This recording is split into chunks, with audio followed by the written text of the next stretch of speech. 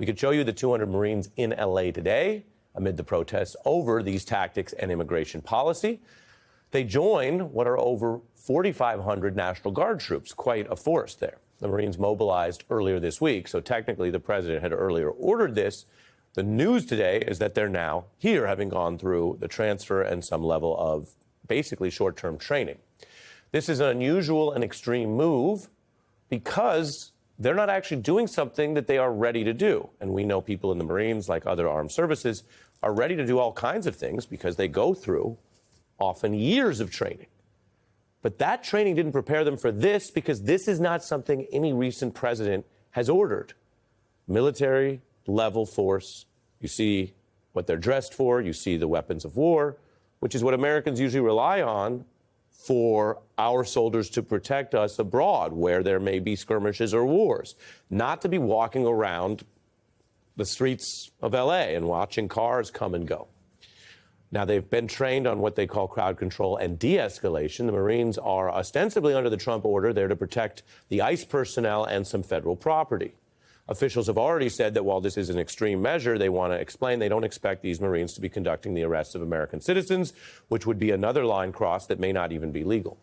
The last time we saw U.S. Marines used in any way, there was far, far more unrest, meaning at a security level, there was an explanation that really things might have been reaching a level of disorder in actually that same city, as it were, under the Rodney King protests, that they were necessary. So it's over 30 years since we've seen anything like this, with a far smaller predicate sort of cause or trigger this time. In Washington, military vehicles are moving into position. We're seeing tanks, trucks, howitzers, helicopters flying overhead, all part of a parade that is very clearly scheduled on President Trump's birthday, while also having the other celebration, or some people look at it as cover, the 250th anniversary of the actual U.S. Army. The first military parade in Washington since 1991. And while anniversaries do sometimes correlate with parades, so this isn't completely out of pocket, we should remind you that it's been that long, and the last time we saw a Washington-based parade in the modern era, it was because of the end of an actual war, the war in the Gulf. This is also galvanizing an opposition. Protests now planned against what people, activists, are calling Trump's effort to end democracy, to be a king, are, as you can see according to some of the digital tracking, planned all over America. And Donald Trump has certainly spent the week with his administration aggrandizing what sometimes look like more king-like than democratic powers. We also saw sporadic protests last night, some of them coming together late in the day, organic it seemed. In Congress, Democrats completely united against that forcible removal and cuffing of a United States senator who was trying to question the DHS secretary in that really intense moment yesterday. Democrats say it's a 5-alarm fire, as Axios reports it. Democrats pushing back and saying it's now, according to them, some of the federal agents that are doing the crime. A felonious assault is a claim. We have not heard from Padilla about, say, suing or that becoming a criminal matter, how the agents treated him. We did hear from him at length on MSNBC last night.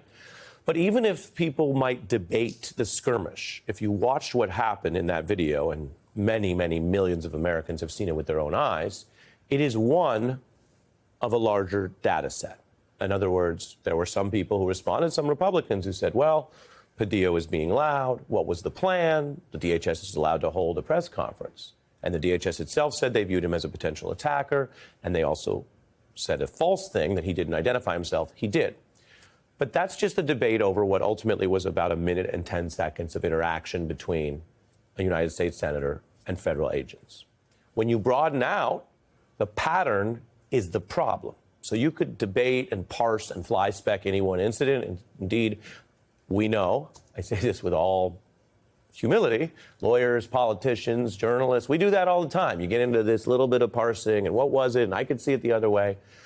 But tonight, as we end what has been a scandalous week for the use of federal powers in the United States, just want to briefly broaden out and remember, it was also agents acting under the Trump administration that arrested and indicted a Democratic mayor in his own town of Newark, Ras Baraka, when he was outside an ICE facility. So we have that footage, which, again, you could debate. But if you ask the Trump DOJ, was that the right thing? Was the mayor in the wrong? The answer now, weeks later, is no. The mayor was in the right, the DOJ was wrong, they backed down in court and dropped the whole case. Then you have, of course, this video that rocked the nation yesterday, you see on top. And then you have another Democratic lawmaker, Congresswoman McIver. The same day as Mayor Baraka, his case now dropped, she was also arrested and later indicted for that interaction. And the difference here is, when you look at her case, it's ongoing. They are actually continuing to take the position that she should be prosecuted, convicted, and imprisoned for the same set of similar overlapping events that happened with the mayor that day. Take it all together, and you can see what looks like the alleged abuse of power. There are very few people on the left, right, center, or experts who think Donald Trump is doing all of this with the Marines and with these type of crackdowns just to stop, say, next week, or stop only with California. And as the governor of that state pointed out, the orders, which have been tested in court, but right now they have not been overruled in court. Trump is able to use the National Guard lawfully right now, although that could change. I put it in quotes because the Supreme Court hasn't weighed in. But all of that's going on the ground in L.A. with the claimed power to do it anywhere in the country. Now, an appeals court has basically balked at what was initially a district court effort to intercede to say maybe Trump overexcelled on the powers.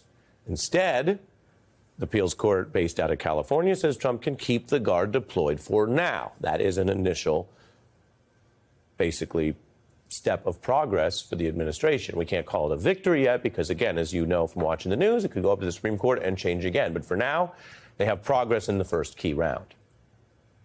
Now, Governor Newsom has pushed back, and that underlying order was 36 pages, and it argued, according to the judge, that Trump's actions were illegal, that they exceeded the scope of authority and violated aspects of the Constitution, and they referred to an unlawful militarization of L.A., which could inflame the protests, the increase of hostilities, even the loss of life.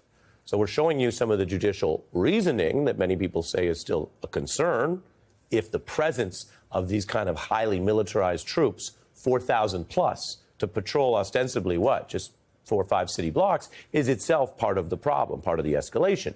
The judge's concerns may have been valid, but I'm reporting you tonight, the more senior court here said, nope, the president can still do this for now.